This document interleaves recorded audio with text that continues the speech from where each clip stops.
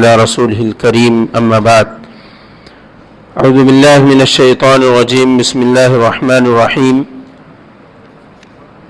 يا أيها الذين آمنوا أنفقوا مما رزقناكم من قبل أن يأتي يوم لا بيع فيه ولا خلة ولا شفاعة والكافرون هم الظالمون۔ بحمد اللہ و فضلہ آج ہم نے تیسری تراویح ادا کی جس میں مکمل تیسرے پارے کی تلاوت کی گئی۔ اللہ تبارک و تعالی ہمارے روزوں کو، ہمارے قیام کو شرف قبولیت سے نوازے، آمین۔ اس پارے کے اندر دو صورتیں ہیں، کچھ حصہ سورہ بقرہ کا اور کچھ حصہ سورہ آل عمران کا۔ آیت نمبر 253 سے سورہ بقرہ کی تلاوت کی آغاز ہوئی اس پارے کے اندر، جس میں اللہ رب العالمین نے رسولوں کا تذکرہ کیا ہے۔ کہا تلک الرسل فضلنا بعضهم علی بعض، یہ بعض رسول ہیں جن میں ہم نے بعض کو بعض پر فضیلت دی ہے، لیکن امت کو یہ اختیار نہیں دیا گیا کہ کسی نبی کی شان ایسے بیان کریں کہ کسی دوسرے نبی کی شان میں کمی ہو۔ اللہ کے نبی صلی اللہ علیہ وسلم نے خود اس بات سے منع کیا کہ اللہ تبارک و تعالیٰ نے مجھے سارے انبیاء پر فضیلت دی ہے، لیکن میری فضیلت ایسے نہ بیان کی جائے کہ دوسرے نبی کی شان میں کسی طرح کی کوئی کسر آئے، کوئی کمی آئے۔ تو تمام انبیاء پر ایمان لانا ہمارے لیے ضروری، اسی لیے ارکان ایمان کے اندر تمام رسولوں پر ایمان لانا ایک رکن بنایا گیا ہے ایمان کا۔ تو اس اعتبار سے کہ بعض کو بعض پر فضیلت ہے، ہمارے ایمان میں کسی طور سے کوئی کمی نہیں آنی چاہیے۔ اس کے بعد اللہ رب العالمین نے اس دن کا تذکرہ فرمایا جس دن کوئی کسی کا کوئی بھی سفارش نہ کر سکے گا، نہ کسی کا کوئی حامی ہوگا، نہ کوئی مددگار ہوگا۔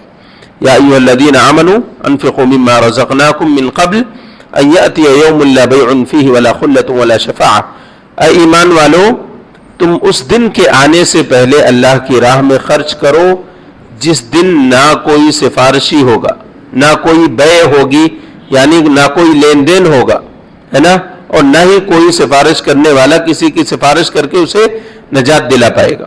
یعنی یہود و نصارہ اور اسی طرح سے کفار و مشرکین اور آج کے دور میں مسلمانوں کی ایک بڑی جماعت یہ عقیدہ رکھتی ہے کہ ہم جن کے پیروکار ہیں یا جن کو ہم نے اپنا مرشد بنایا ہے، یہ قیامت والے دن اللہ کے پاس اڑ کر بیٹھ جائیں گے جب تک ہمیں نجات نہیں ملے گی یہ وہاں سے ہلیں گے نہیں۔ تو اللہ رب العالمین نے ان کے ان خام خیالیوں کا اس آیت کریمہ کے اندر خلاصہ بیان کیا ہے کہ یہ تمہارے صرف اوہام اور خیالات ہیں، قیامت کے دن ایسا کچھ نہیں ہونے والا ہے۔ اللہ کے پاس ایسی کسی سفارش کا وجود نہیں ہے کہ اللہ پر کوئی زور ڈال لے اور کسی کو نجات دلا کر نکل جائے۔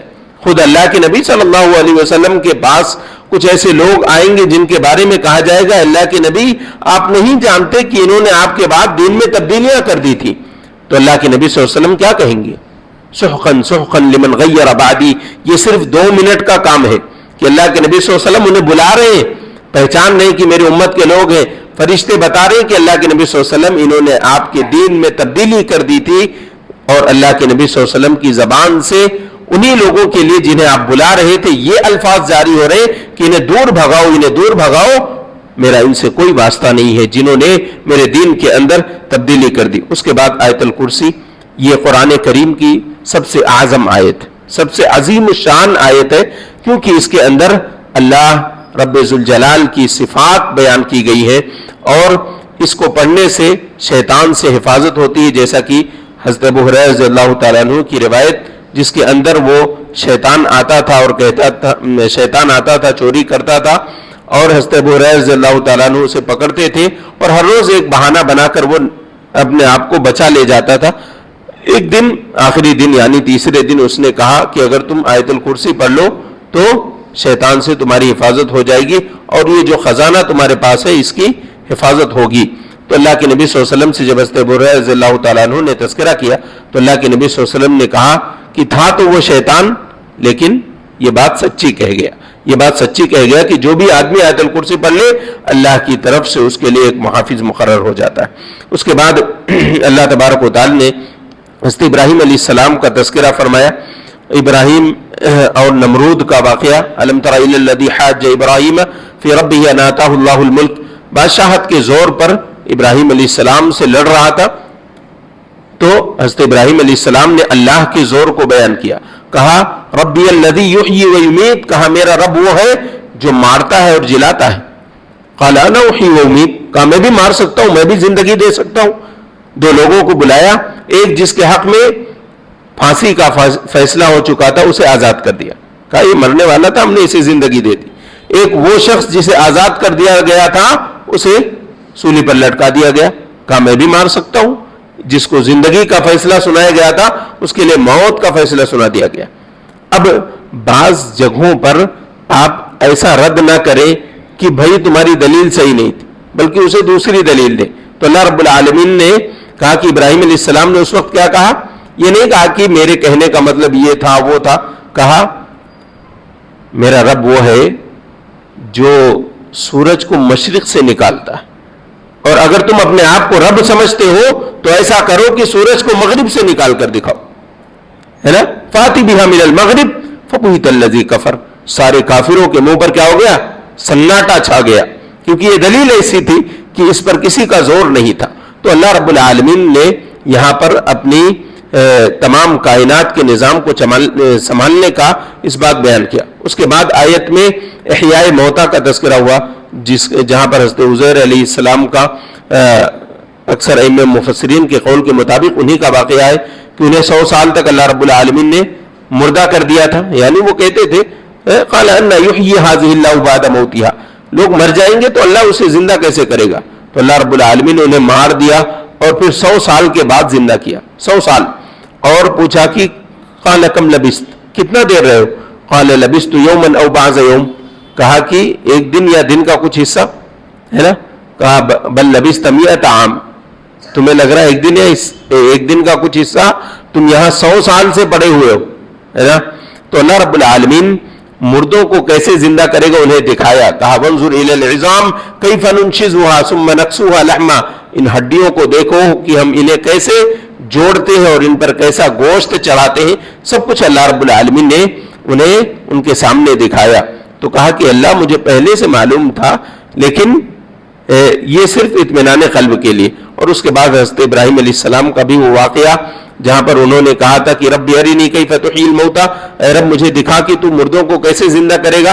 تو اللہ رب العالمین نے کہا 4 پرندے لو اور چاروں پرندوں کو اپنے سے گھل مل جانے دو، یعنی تم سے مانوس ہو جائیں، تمہاری آواز پہچاننے لگے، اور جیسے تم پکارو وہ تمہاری آواز پہچان کر تمہارے پاس آ جائیں۔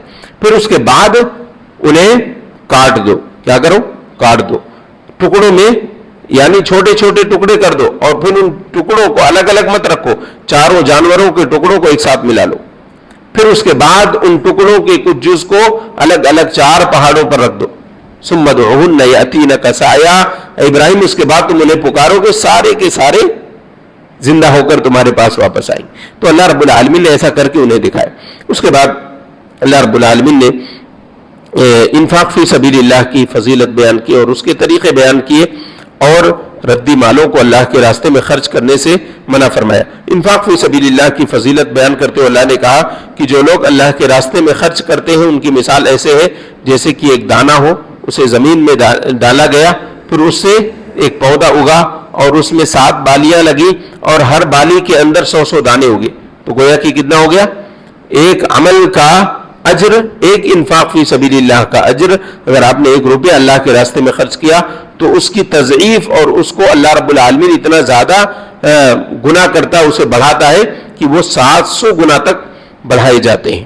یعنی انفاق فی سبیل اللہ کی یہ عظمت ہے، لیکن اس کے اندر شرط یہ ہے کہ وہ اخلاص کے ساتھ ہو، اخلاص کے ساتھ ہو، ریاکاری سے پاک ہو، اور اس کے بعد احسان نہ جتایا گیا ہو۔ صدقہ دینے کے بعد احسان، میں نے اتنا دیا، میں نے تجھے اتنا دیا، اور احسان 2 طرح سے جتائے جاتے ہیں۔ ایک تو یہ کہ آپ کہہ کر جتا دیں، ایک یہ کہ آپ جس کے اوپر صدقہ کر رہے ہیں اس سے فائدہ اٹھائیں، ہے نا۔ آپ نے کسی کو صدقہ دیا، اب سال بھر کے کام کاج اس سے کراتے ہیں، بھائی میرا یہ لا دے، میرا وہ لا دے، میرا یہ لا دے، ہے نا۔ تو یہ احسان جتانا ایک طرح سے ہے۔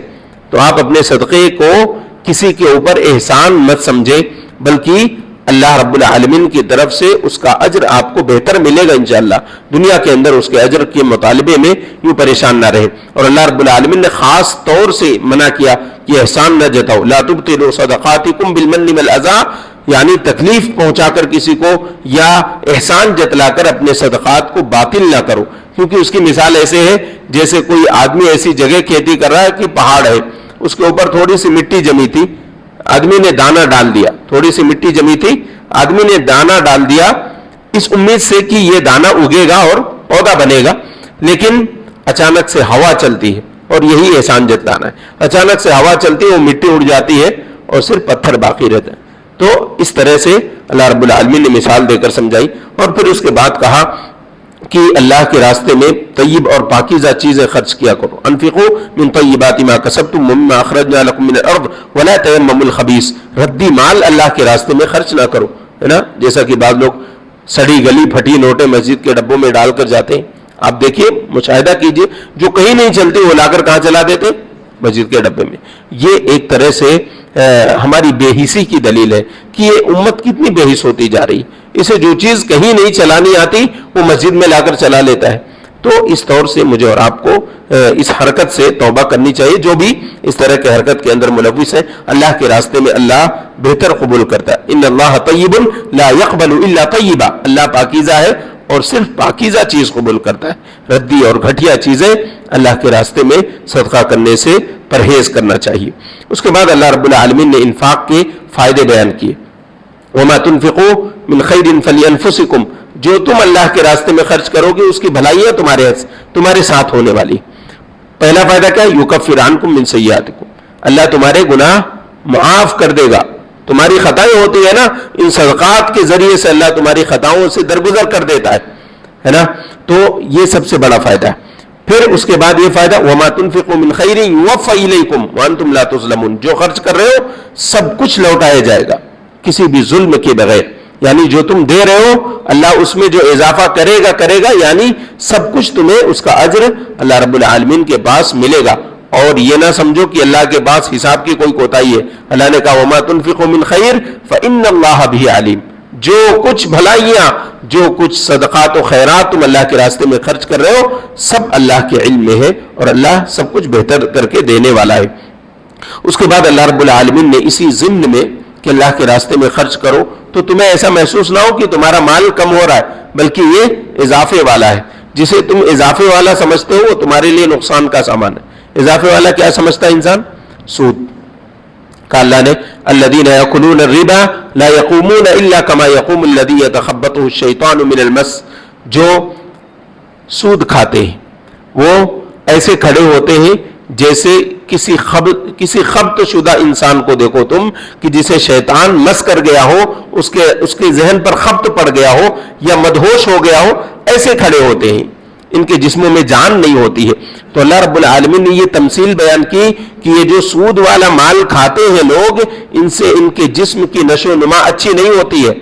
ان کے جسم کی نشو و نما اچھی نہیں ہوتی ہے، بلکہ یہ اس کے ذریعے سے غافل اور سست ہی ہوتے جاتے ہیں. تو انہیں چاہیے کہ یہ صرف وہ مال کھائیں جو سود سے پاک ہو. وما آتیتم من ربا لیربو فی اموال الناس فلا یربو عند اللہ.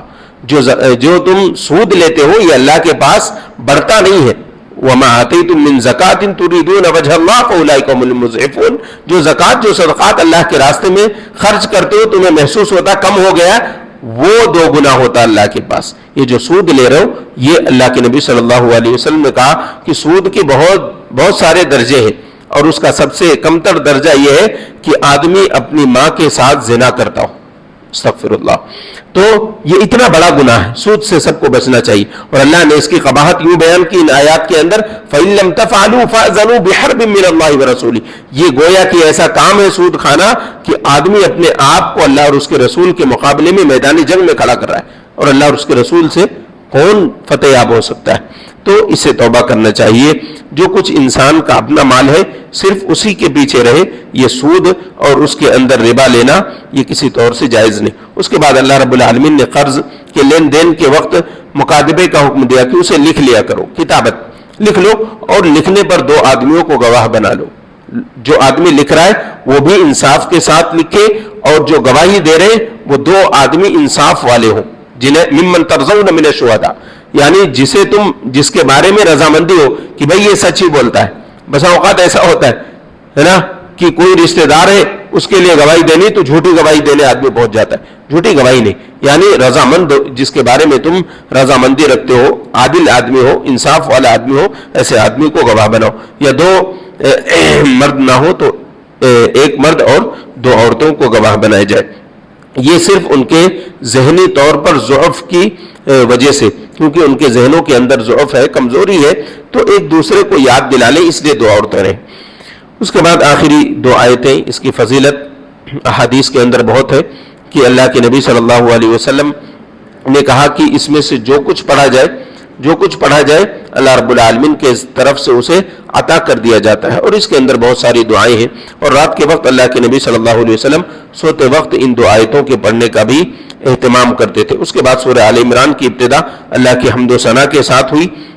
الف لام میم اللہ لا الہ الا هو الحی القیوم نزل علیک الکتاب بالحق مصدقا لما بین یدیہ وانزل التوراۃ والانجیل. اس کتاب کی یعنی قرآن کریم کی بھی کچھ اوصاف بیان کیے گئے. اس کے بعد اللہ رب العالمین نے اولو الالباب یعنی عقل مندوں کی دعا بیان کی اور کہا کہ ایسی دعائیں مانگنا چاہیے. ربنا لا تزغ قلوبنا بعد اذ ہدیتنا وہب لنا من لدنک رحمہ، ہمارے رب ہمارے دلوں کو ہدایت نصیب ہونے کے بعد اس کے اندر کسی طور کی کوئی کجی نہ پیدا ہو، یعنی اس کے اندر ٹیڑھا پن نہ آئے کہ پھر ہم کسی کفر کی طرف، کسی شرک کی طرف مائل ہو، یا اس کے اندر کسی طرح کے گناہوں کی محبت پیدا ہو. تو اللہ سے اس چیز کی دعا کرنا چاہیے اور اللہ سے رحم مانگنا چاہیے، اس کی رحمت کا مطالبہ کرنا چاہیے. اللہ بے شک غفور الرحیم ہے، اپنے بندوں کے ساتھ وہ ضرور عطا کرتا ہے. اس کے بعد اللہ رب العالمین نے مال و دولت کا تذکرہ فرمایا کہ انسانوں کے لیے انسانوں کے دلوں میں اس کی محبت جو ہے وہ فطری طور پر ہے. زین للناس حب الشہوات من النساء والبنین والقناطیر المقنطرہ، یہ کچھ اسباب ہیں دنیا کے جس کے تئیں انسان ہمیشہ فکر مند ہوتا ہے، اس کی محبت ہوتی ہے انسان کے دل میں. عورتیں ہیں، مال و دولت ہے، گھوڑے وغیرہ ہے، اس دور کے اندر ہوتے تھے. آج کے دور کے حساب سے گاڑی وغیرہ ڈال لیں، ہے نا، آدمی گاڑیوں کا شوقین ہو گیا تو گاڑی وغیرہ کا شوق ہوتا ہے.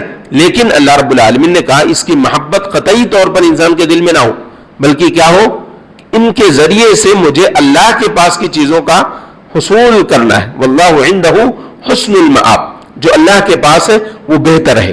دنیا کے مال و اسباب ٹھیک ہے جمع کرو، لیکن جمع کرنے کے پیچھے اتنا نہ جاؤ کہ اللہ کو بھول بیٹھو، اپنی آخرت بھول بیٹھو. پھر اس کے بعد اللہ رب العالمین نے اپنے پسندیدہ دین کا اعلان کیا. ان الدین عند اللہ الاسلام، اللہ کے پاس سب سے مقبول اور سب سے بہتر دین کیا ہے؟ اسلام ہے. اور جو کچھ اللہ رب العالمین کو مطلوب ہے اس کے اندر اللہ رب العالمین نے بیان فرمایا. اس کے بعد آیت نمبر 26 میں عزت و ذلت کا تذکرہ ہوا. مشہور آیت ہے، آپ سنتے رہتے ہوں گے. قل اللہم مالک الملک تؤتی الملک من تشاء وتنزع الملک ممن تشاء.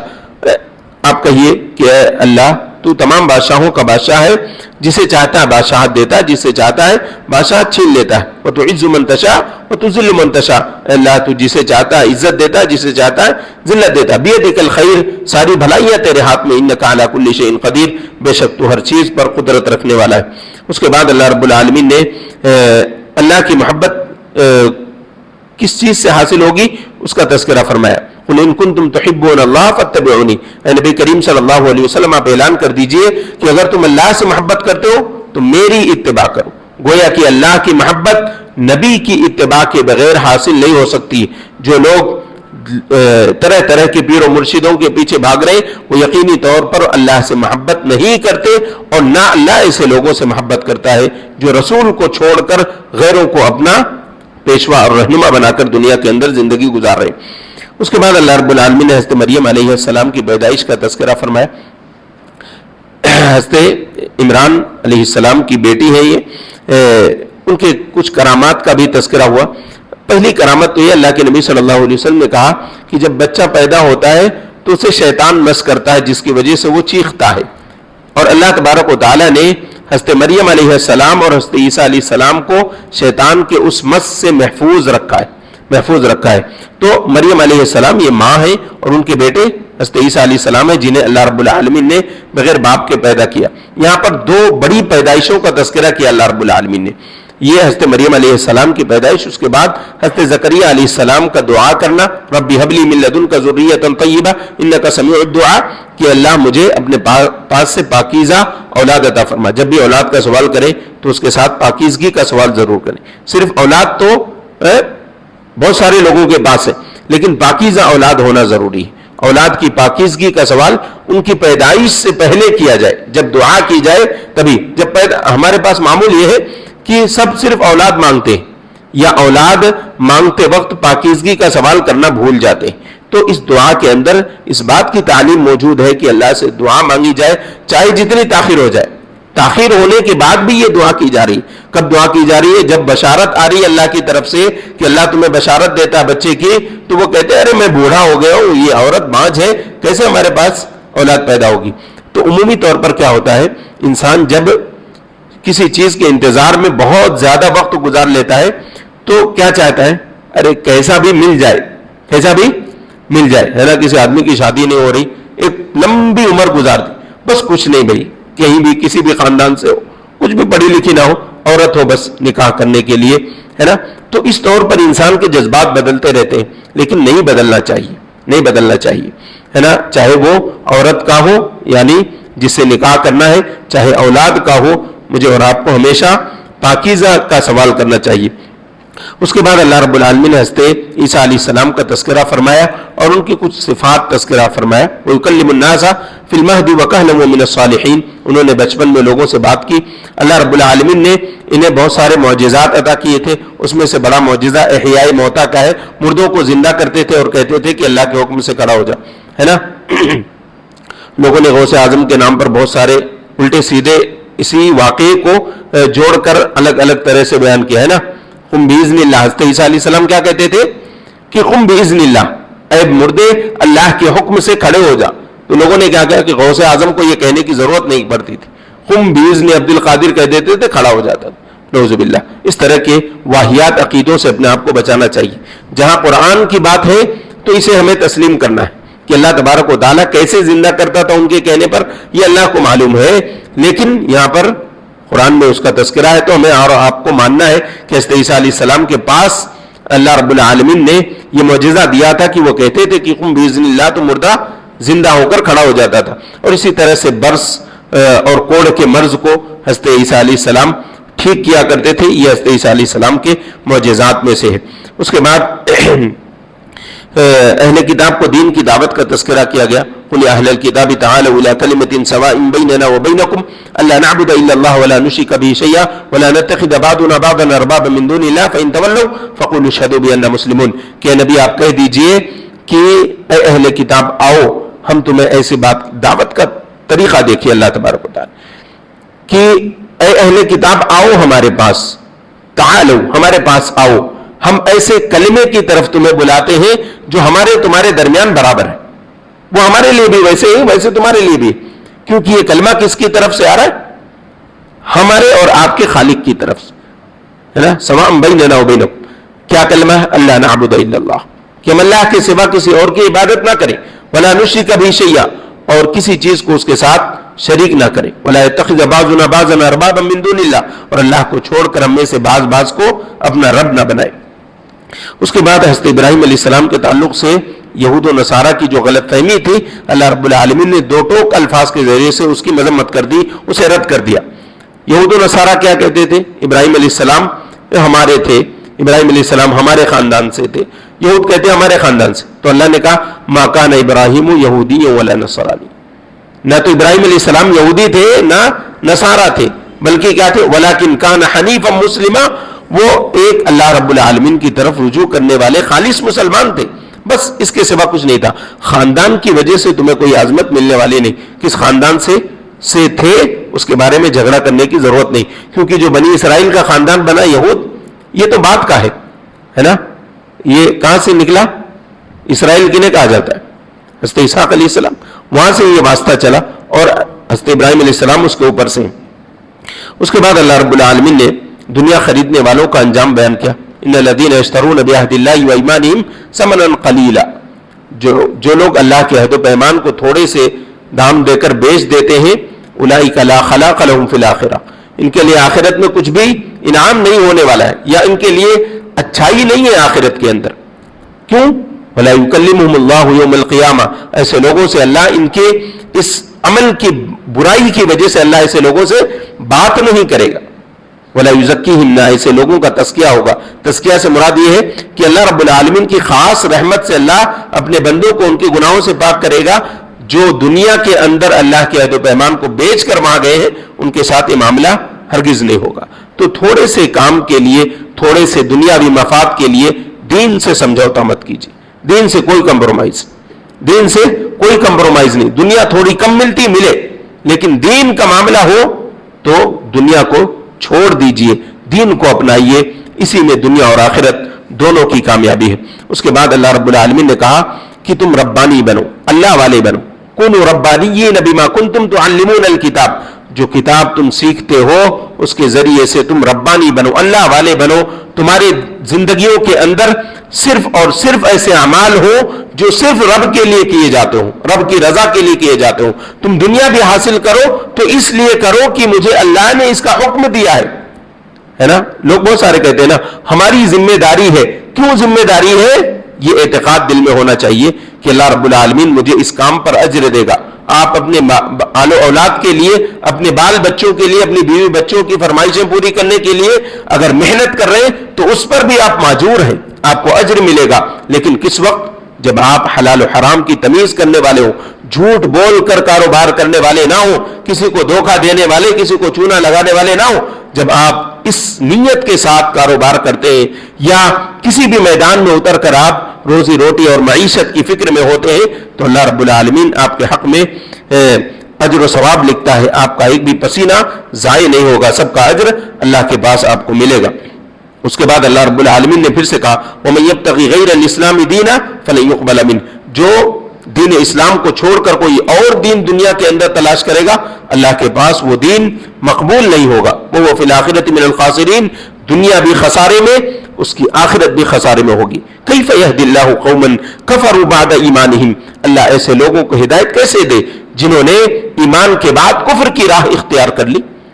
تو اللہ رب العالمین نے اس سورہ کریمہ کی آخری آیت میں کہا ان الذین کفروا وماتوا وهم کفار فلن يقبل من احدهم ملء الارض ذهبا, کہ جو لوگ کفر کرتے رہے دنیا میں اور حالت کفر میں اس دنیا سے وفات پا گئے, ایسے لوگ اگر زمین بھر کر بھی سونا اللہ کے پاس پیش کرے کہ اللہ انہیں نجات دے دے فدیے کے طور پر, ان سے قبول کر لیا جائے, تو اللہ نے کہا فلن يقبل من, ان سے ہرگز یہ چیز قبول نہیں کی جائے گی.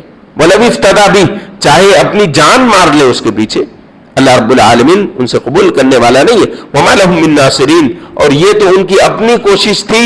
اگر کسی اور کی کوشش سے کوئی آدمی سوچتا ہے کہ وہ نجات پالے گا تو ایسا کوئی بھی مددگار کسی کے لیے نہیں ہوگا قیامت والے دن کہ کسی کے حق میں سفارش کر دے یا کسی کے زور پر اسے اللہ کے پاس نجات دے دی جائے. ایسا کچھ ہونے والا نہیں ہے.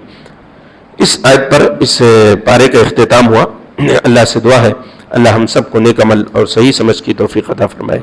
آمین. وآخر دعوانا ان الحمد للہ رب العالمین. اقول قولی هذا استغفر اللہ لی ولکم ولسائر المسلمین فاستغفروه انه الغفور الرحیم. السلام علیکم.